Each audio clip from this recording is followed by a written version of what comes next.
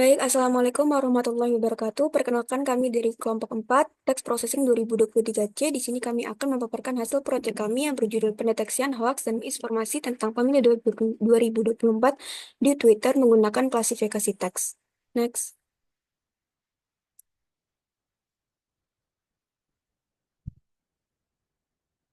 Dengan anggota yaitu ada Agnia Alia dengan 3 digit interior 102 dan Serka Naura 3 digit interior 120 dan Siti Muktia dengan 3 digit interior 162. Next.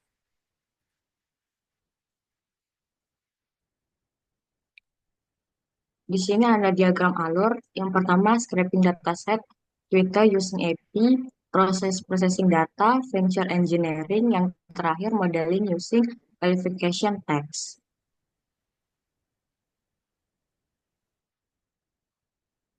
Dan di sini ada scraping pengambilan data dari platform Twitter menggunakan metode API dengan kata kunci pemilih hoax, pemilih bohong, dan berita palsu.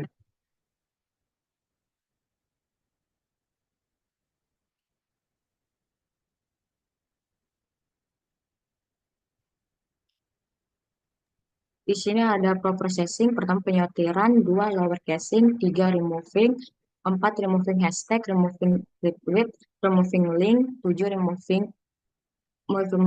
quotation, 8 removing number, 9 replacing line, 10 Next. removing all character, 11 encoding, 12 space, dan Next. 13 normalization dan sampai 18. Next.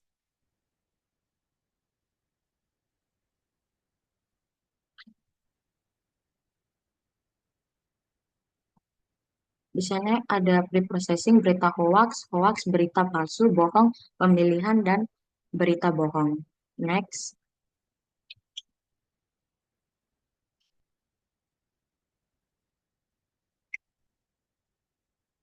Dan di sini ada venture engineering. Pertama, one hot encoding, dua back of word, tiga pembobotan TF-IDF, empat STSN visualization, dua word to face, dan terakhir face text.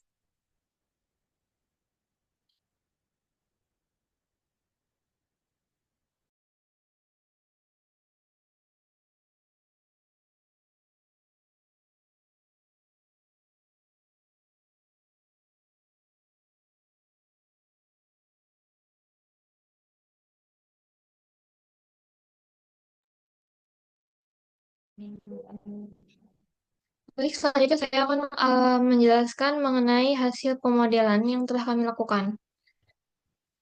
Yang pertama, berikut merupakan hasil evaluasi model menggunakan algoritma naive Bayes, yakni kami mendapatkan hasil akurasi 0,85, dan kami juga melakukan hasil eksperimen dengan menggunakan n-gram, namun hasilnya tidak sebagus tanpa menggunakan n-gram, yakni 0,82.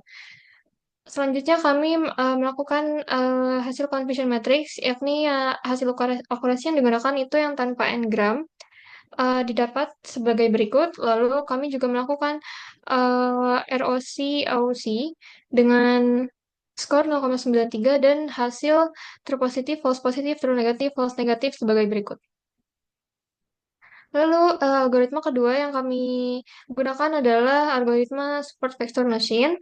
Di sini kami menggunakan menguji coba dua kernel. Yang pertama kernel linear dan RBF. Untuk kernel linear kami menggunakan nilai C-nya itu 10 dan nilai gamanya itu 0,01. Untuk kernel RBF kami menggunakan nilai C-nya itu 10 dan gamanya 0,1. Mengapa berbeda?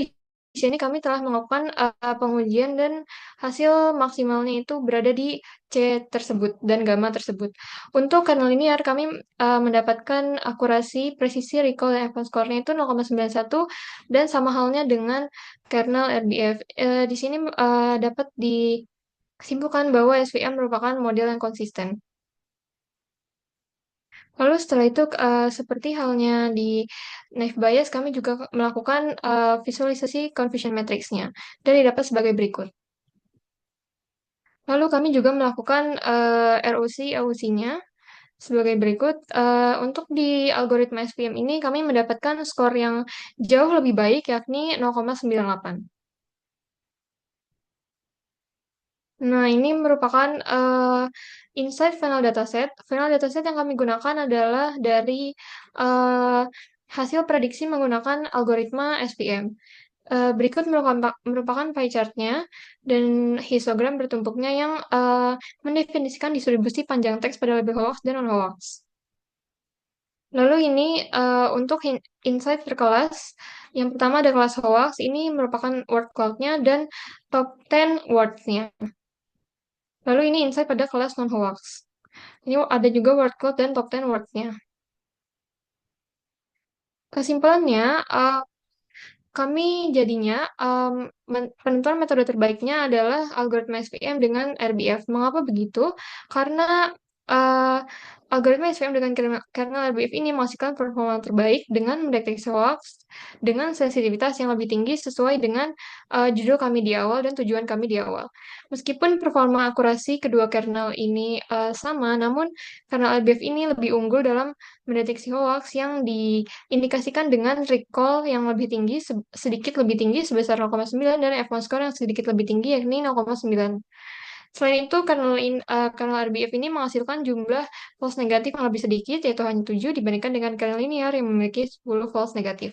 Selain itu, kernel RBF ini juga berhasil mengidentifikasi lebih banyak true positif pada kelas hoax, ini sebanyak 94, dibandingkan dengan kernel linear yang hanya menghasilkan 91 true positif. Selanjutnya yaitu analisis lanjutan. Next. Nah, pada tahap ini, kami melakukan pemisahan final dataset berdasarkan label hoax dan non-hoax. Kemudian, setiap kelas dianalisis secara terpisah menggunakan metode clustering K-means untuk mendeteksi pola dan kelompok teks. Lalu di sini ada data frame dan TF-IDF dari kelas hoax. Next. Nah, di sini kami untuk mencari klaster optimal menggunakan elbow method seperti pada gambar. Jumlah klaster optimalnya yaitu 3 dan ini merupakan label cluster. Lalu yang selanjutnya dimasukkan ke data frame hoax. Next. Berikut ini adalah visualisasi dari kelas hoax dengan seperti ini, 42,6% untuk klaster 1, klaster 2 42,2%, klaster 0 15,2%. Dan ini merupakan visualisasi TSNI cluster. Ya. Next. Selanjutnya, kami melakukan analisis intra-cluster dengan menghitung siluet skornya dengan rata-rata kelas hoax untuk 3 klasternya yaitu 0,05. Selanjutnya, kami juga melakukan analisis antar-cluster atau eksternal dengan menghitung centroid tiap klasternya dan jarak antar centroid yang kemudian kami visualisasikan menggunakan PCA dan heatmap. Lalu, kami menghitung Davis Boulding Index-nya. Next. Selanjutnya analisis untuk klaster 0. Di sini ditampilkan terlebih dahulu data frame-nya, lalu kami menghitung Cosin Similarity Matrix untuk klaster 0 dan mencari pasangan dokumen yang memiliki similarity tinggi. Selanjutnya melakukan visualisasi dengan graph dan visualisasi dengan word cloud. Next. Untuk klaster 1 dan sampai klaster 2 sama seperti klaster 0 melakukannya. Next. Nah, selanjutnya untuk kelas non-hoax, berikut ini adalah data frame dan TF-IDF-nya. Next. Lalu untuk mencari cluster optimal sama seperti sebelumnya, kami menggunakan elbow method dengan di sini terlihat di jumlah klasternya itu 4. Lalu eh, terdapat label cluster yang akan dimasukkan ke datasetnya nanti dengan jumlah seperti yang tertera. Next. Selanjutnya kami melakukan visualisasi dengan diagram batang, diagram lingkaran, dan TSNI 2 dimensi. Next. Selanjutnya, kami melakukan analisis intra-cluster dengan menghitung siluet skor dengan rata-rata non-hoax untuk 4 clusternya, yaitu 0,0296, dan kami menganalisis antar clusternya, yaitu eksternal, dengan menghitung centroid tiap cluster, jarak antar centroid, dan Davis Building Index. Selanjutnya, yang Kami melakukan visualisasi menggunakan PCI komponen dan heatmap. Next.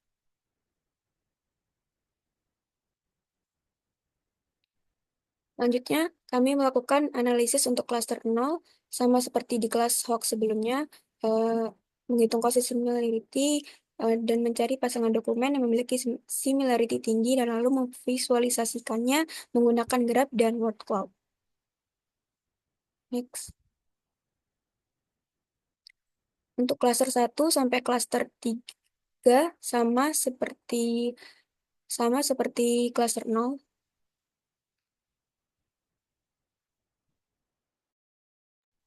Baik, selanjutnya di sini kami juga melakukan Streamlit deployment untuk model yang telah kami lakukan. Di sini kami menggunakan model SVM seperti karena itu yang paling bagus hasilnya. Berikut merupakan tampilan awal ketika baru di run. Jadi di sini user akan diminta memasukkan teks tweet untuk diperiksa. Nah, ini merupakan contoh teks yang sudah dimasukkan lalu berhasil diklasifikasikan sebagai non-hoax. Karena keterbatasan waktu, kami tidak bisa mendemokan Streamlit-nya, maka saat hari HUAS kami akan mendemonstrasikan Streamlit-nya. Sekian presentasi dari kami. Mohon maaf atas segala kekurangan yang ada. Wassalamualaikum warahmatullahi wabarakatuh.